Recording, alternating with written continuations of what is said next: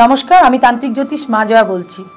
বশীকরণে অনেকেই অনেক টোটকা দিচ্ছে, অনেকেই অনেক টোটকা ফলো করছেন, হয়তো সুফল পাচ্ছে না। আমিও টোটকা দিচ্ছি, সেই টোটকাও হয়তো করছেন। দেখুন না, এই একটি ছোট্ট টোটকা দিচ্ছে, এটা ফলো করে দেখুন।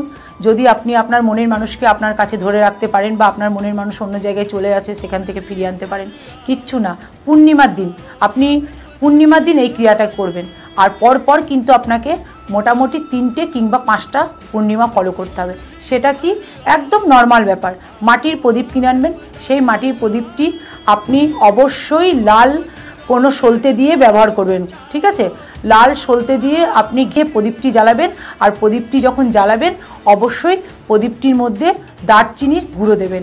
আর দারচিনির গুঁড়োটি যখন আপনি প্রদীপের মধ্যে ফেলবেন তখন অবশ্যই এরকম 3টে আঙুলকে ঘুরিয়ে আপনি বলবেন, ওম হ্রিং শ্রীং মম স্বামী অমুক বসং কুরুক্রু সোহা।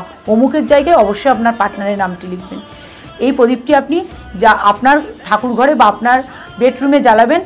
জ্বালানোর সময় অবশ্যই লক্ষ্য রাখবেন যেন প্রদীপটি না নেভায়। 1.5 ঘন্টা মতন প্রদীপটি কিন্তু আপনাকে জ্বালাতে হবে।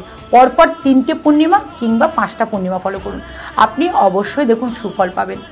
নমস্কার, ভালো থাকবেন। জয় মা তারা।